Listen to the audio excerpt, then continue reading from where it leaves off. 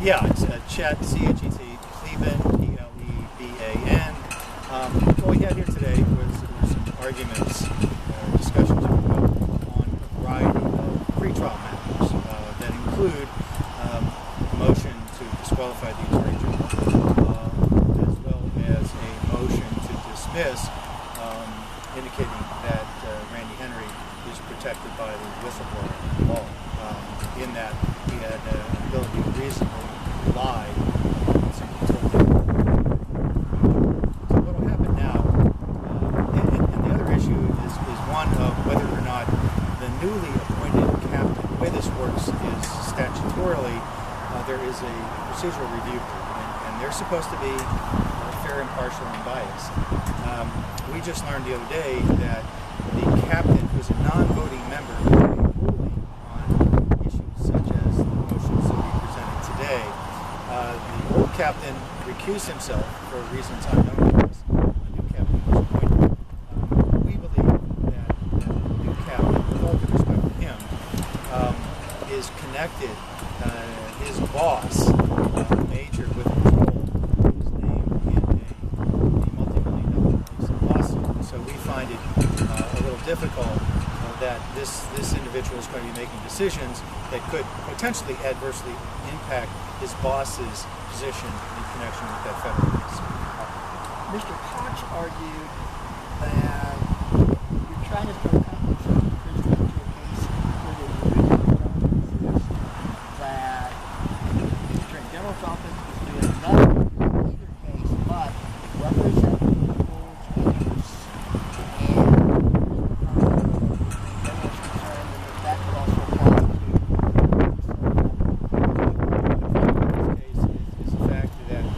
Randy Henry is supposed to receive a fair and impartial hearing in front of a fair and impartial board. What complicates the situation is, in fact, the Ellingson lawsuit, the federal lawsuit, in which all of these individuals are named. Those individuals, their interests are represented by the Attorney General. Well, he's got a responsibility to do the best that he can to extricate those people from that particular lawsuit. So, if the person who's responsible for appropriately defending and extricating people who are named in that lawsuit comes in here and represents the board that's supposed to be fair and impartial, I fail to understand how that's not a conflict of interest, or at least the appearance of impropriety. So at the end of the day, can people be assured that Randy Henry is going to get a fair shake under the totality of these circumstances? And it's our position that he will not. You also argued that, is there an agreement now to get depositions of Ms. Walker and her son? No. There is no agreement. The only agreement that we had is that they issued blank subpoenas. We had a discussion about whether or not I had to name names in the subpoenas. I wanted the subpoenas issued. Okay. Well, the superintendent refused to do individual. They disclosed that individual's name and identity, etc. So now I have a right statutorily to blank subpoenas. I have gotten those subpoenas. I didn't get them in time to serve those on the lawyers representing the individuals. And so we will do that. I'm anticipating at least that neither party will voluntarily agree to the covenants. You spent some time around great conversations with relevant stuff. Do you know if was a right my understanding, based upon the information that we have, which includes the report of Stacey Locher as well as documents contained in that report, that yes, there was indeed and in fact a rape of a 14-year-old girl.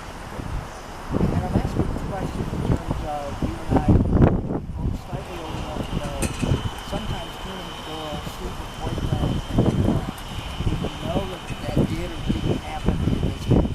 We know that in fact there was a rape. The question is who is responsible. I believe that one individual was identified as responsible, but apparently there were multiple individuals associated with that. And we know that, well, she's 14 also. so there can't be any consent. Getting back to the pretrial hearing today, what's the plan before September 20th? The plan is well, first of all, we have to find out if this captain is going to recuse himself based upon our request. Secondly, then, we have to figure out if he's going to recuse himself, who's going to replace him. And we're hoping, this is a large organization. And as I said in there, surely you can find somebody that doesn't have a connection to the Ellingston lawsuit. Certainly you can find somebody to do that. And certainly you can hire a lawyer to represent the interests of this board who doesn't have a horse in the race. But in any event, those motions will have to be ruled on. The most important motion, obviously, if the Attorney General decides based upon what we presented here today if Coster decides to recuse himself and hire outside counsel, that motion is moot. If the motion to dismiss is sustained, then issues relating to depositions of individuals is moot because it's gone. So those will have to be ruled on, though, and they'll have to be ruled on before September the 28th. So your goal is to have Henry processed fairly. It's not my goal. It's his right. I mean, the integrity of this organization is built upon things such as this. They say, okay, you're going to be disciplined. Now you have the right to appeal. That's not something that's just it's in their general orders, okay? And then appeal. There's no sense in that appeal. It's not going to be fair. I mean, then we're wasting taxpayer dollars. We're wasting everybody's time. And so all he wants is what he's otherwise entitled to, which is a fair process. We can't get it when the Attorney General represents everybody other than Randy Henry. We can't get it when you pick a captain who has a connection. His boss is named in the Ellingston lawsuit, both individually, I might add, and in her official capacities. With these issues, can we have a September hearing? The attorney never give one more time. You can give the captain maybe one more time. Can only take this a step. I don't know the answer to that. And it may very well be that we have to go to court to enforce subpoenas. And meanwhile, look, Randy Henry is making the trek from his home at the North Shore of Lake of the Ozarks down to Truman Lake. That is a 3-hour trip, round trip, every single day. Right? And this is no picnic for him. This is what that's what he said about notwithstanding that, he wants to get himself involved too. I can only do what I can do. So if somebody doesn't want to come for a deposition, if the complainant doesn't want to be deposed, then okay, then I have to seek some other remedies to forget it one or two. So. And part of your discussion is his allegation originally is that he told him to do the job of and then in addition to that, you're saying Stacey Miller did He was critical of the patrol from the outset because A, they didn't interview him. He had a conversation with the arresting officer within, frankly, a couple of hours of the tragic episode. And they didn't want to hear what he had to say. They didn't want to hear what that arresting officer told him then that is different than what he was saying later on. Okay, so that's point one. And then point two is the investigator in the rape allegation was also equally dissatisfied with the way in which her organization was handling it. She came from the Border Patrol too, and she wasn't happy that a young man was lying at the bottom of the lake, and that death could have been prevented.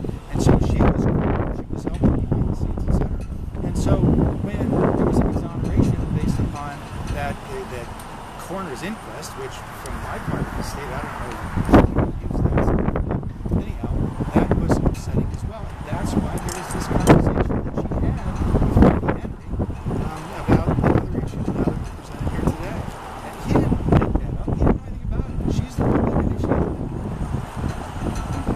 Chet, I wanted to ask you a couple questions here. I don't know if you guys want to get in on this.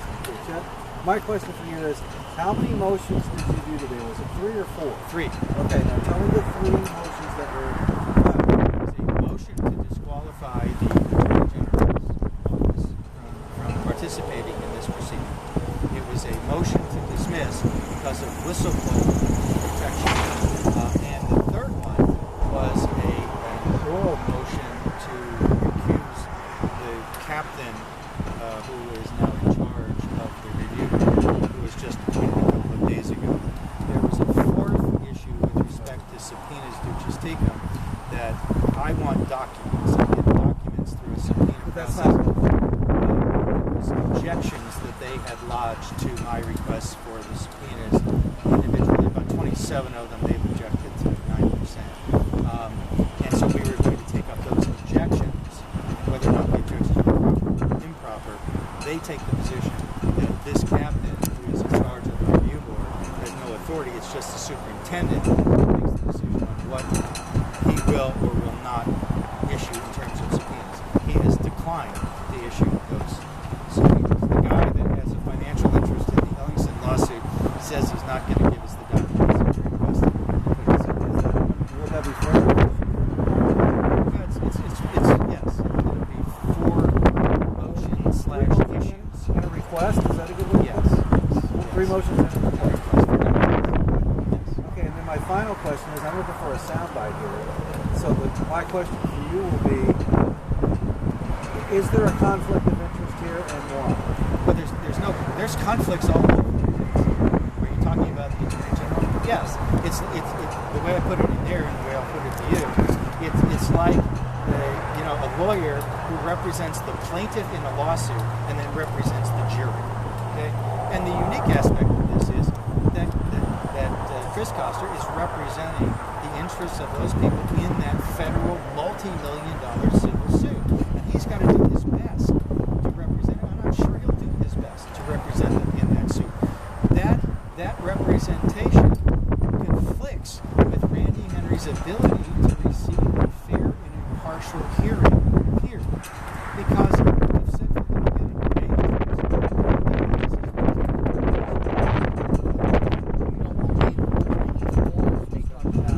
He's strong enough. It's nonsense.